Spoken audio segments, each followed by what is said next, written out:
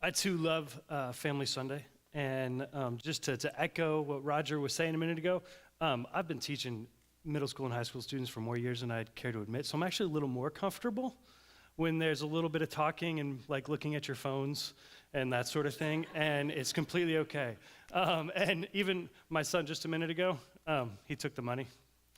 The offering plate was going by. He just reached down and grabbed it and like passed it on. It's like, no, that's not how that works, buddy. So it's good to have everybody together to experience life, to experience church, and to worship together, and I love it. I think it's good. So please don't feel bad if a baby screams or a kid starts to laugh or a kid answers a question, because most likely it's probably mine. So don't worry about it. This is the last message in our For Unto Us series, and it's all about one line. And we see the line twice in the Bible, and it starts in Isaiah chapter 7, verse 15, and then you see it again in Matthew chapter 1, and it starts with God saying that he's going to send a sign.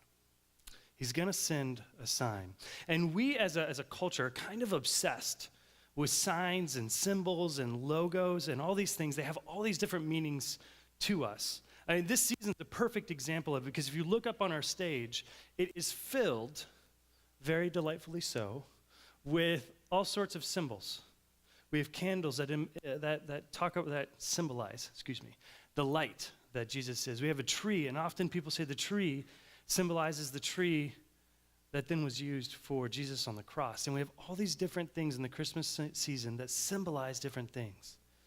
And I don't know about you guys, but we have, this is our house? No, it's not. This is just, we go all out for Christmas, all right?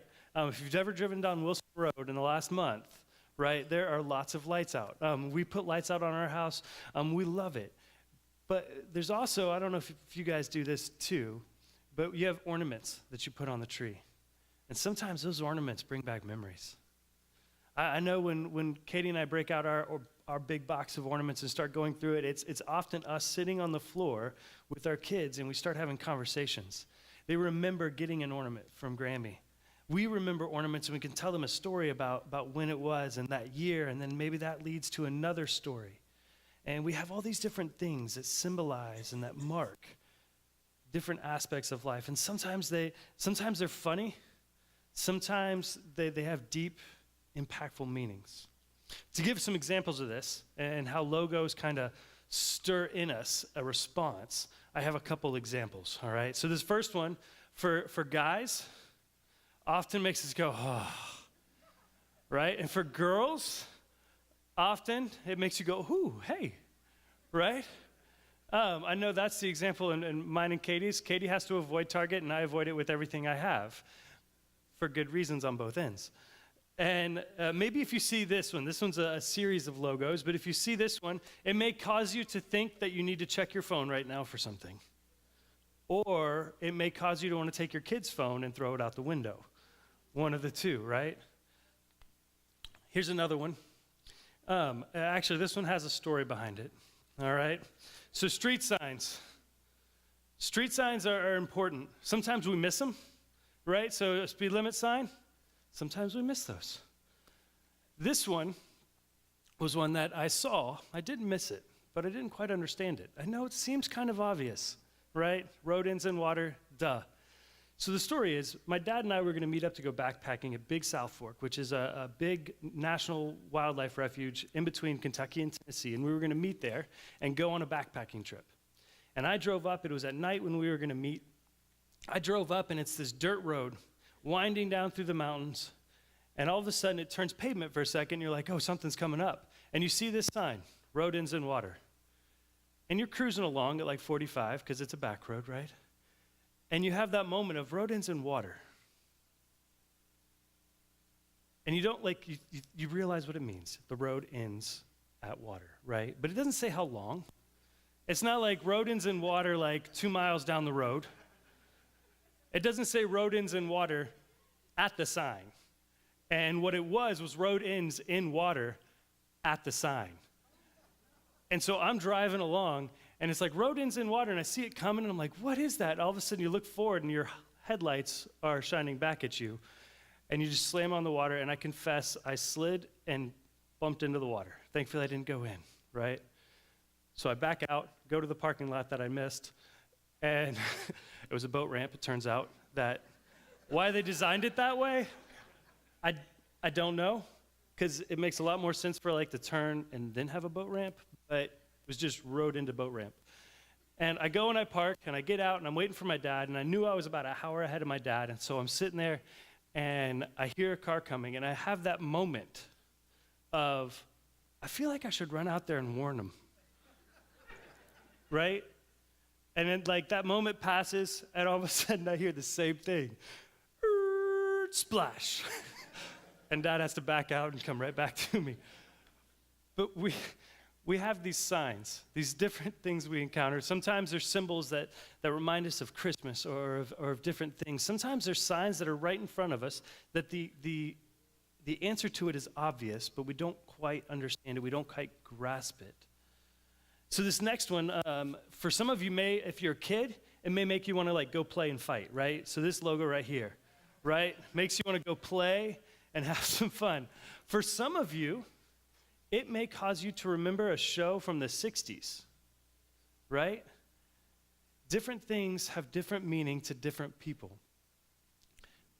This next one might have been a season of frustration for you, but maybe of hope, right?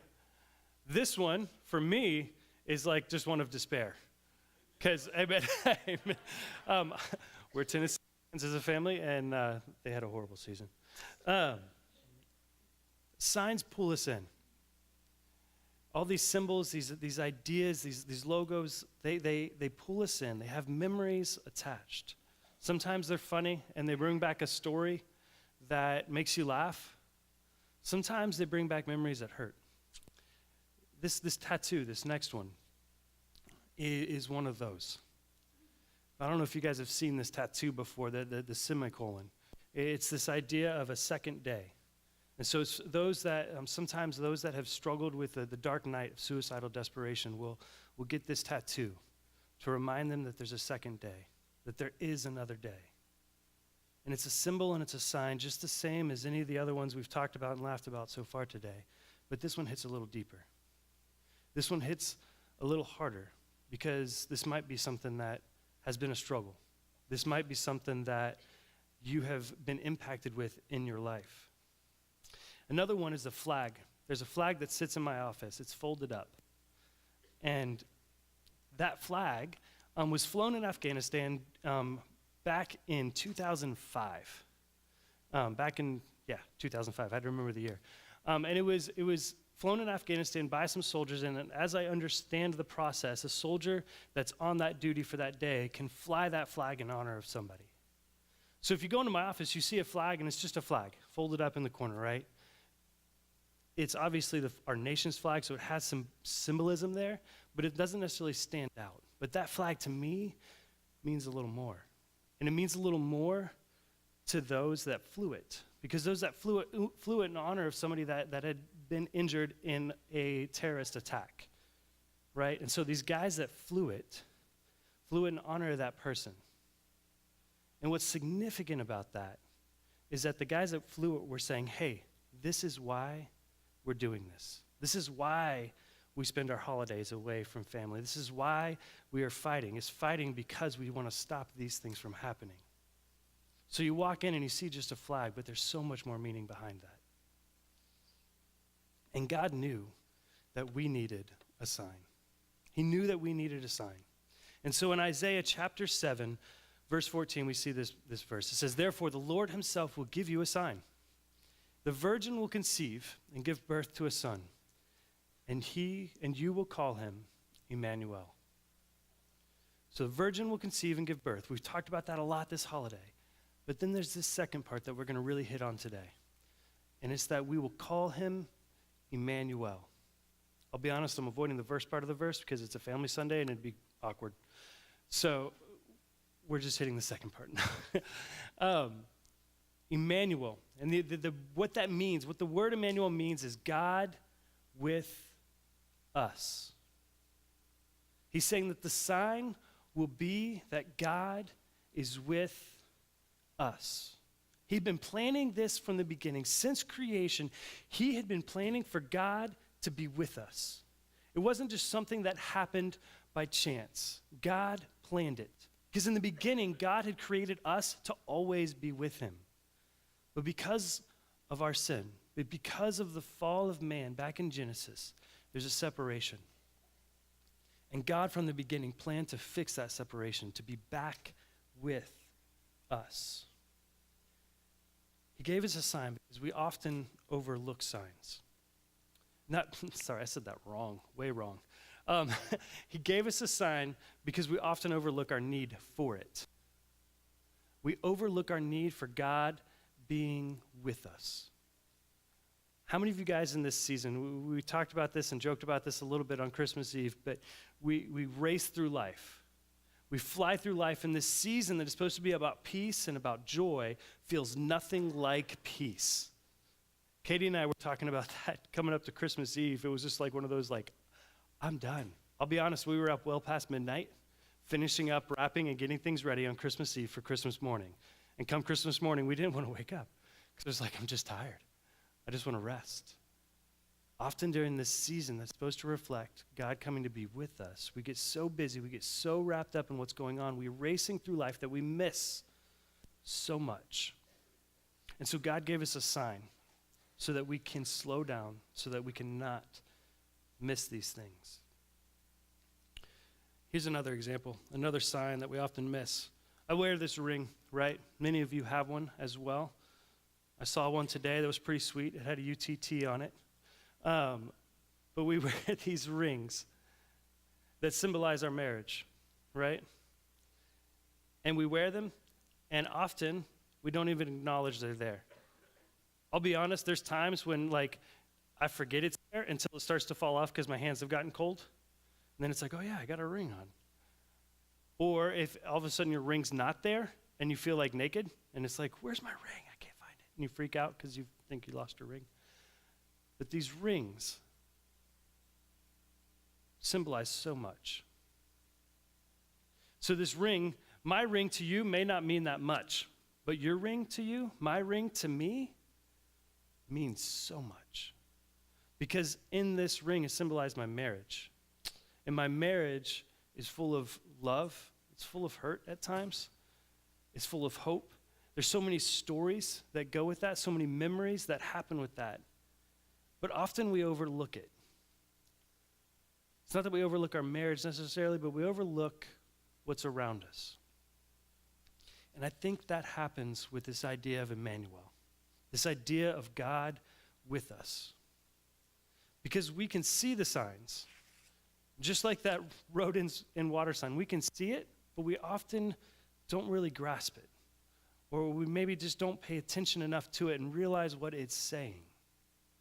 We convince ourselves that the condition that we are in as humans is not connected with the fallen nature.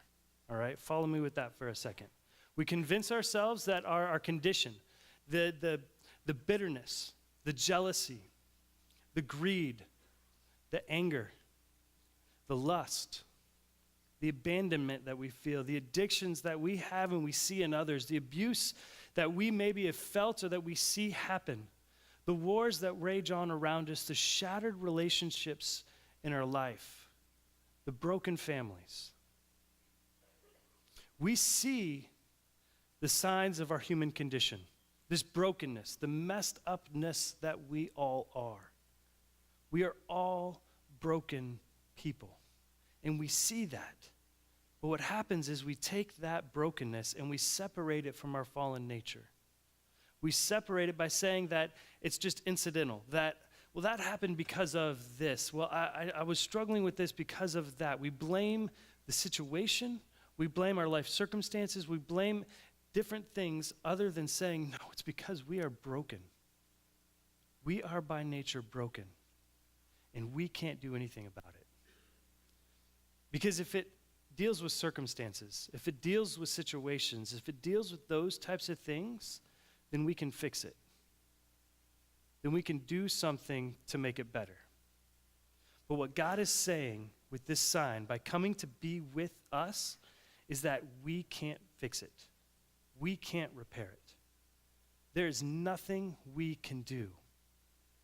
God came to be with us. We didn't go to be with him. He came to be with us. And he came in a very human way. He came humbly, born by a virgin, yes, but by a woman who is just as sinful as you and I are. Born into a stable, a manger. Born into a life that wasn't luxurious, but a life that was simple. He came in a very human way to be with us, because if he came in this grandiose nature that we often celebrate Christmas with massive trees and that house that I showed the picture of earlier, if he came that way, it wouldn't be real. I mean, yes, it would be real that he came, but it wouldn't be real in the sense that we can connect with it every day. Because God didn't come in the grandiose. God came in the mundane, in the everyday. He came to be with. And that prophecy in Isaiah came to realization in Matthew chapter 1, verse 23. And in that verse we see this: the virgin will conceive and give birth to a son, and they will call him Emmanuel, which means God with us.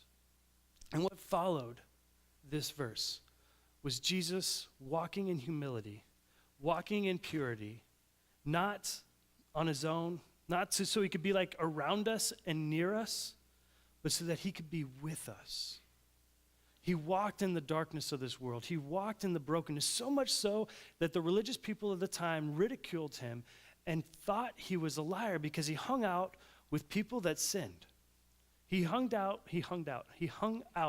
with people that messed up, that were the people that we probably wouldn't be comfortable hanging out with if we're honest. He hung out in the dark places because that's where he needed to be. And that's where we are. He came to be with us. We cannot solve the brokenness. We cannot solve the brokenness that we have within us on our own. It is only through God coming to be with us that can be solved. One of my favorite passages in the scripture is found in Matthew chapter 27, verse 45 through 51. And it's the death of Jesus. It's right after the death of Jesus, actually. And here is what I absolutely love about it. Is in the beginning, God created us to be together with him. But our fallen nature, our sin, our brokenness caused a separation. And in that separation, there was this time when in the Jewish faith where they had this temple where they could go to the temple to meet with God and be in God's presence because that's where God dwelt. But God wasn't necessarily with them every day. There was a separation. God was over here and we were over here, and there was this broken relationship. And when God gives us this sign, this promise that he is coming to be with us, it was very much so that he was coming to be with us, walk on this earth, and be present with us back when he did. But it wasn't just that. That was the beginning. And in many ways, I think for God, that was the easy part. But this was the hard part. That Jesus didn't come to be with us for 33 years, 32 years, whatever you want to say it was.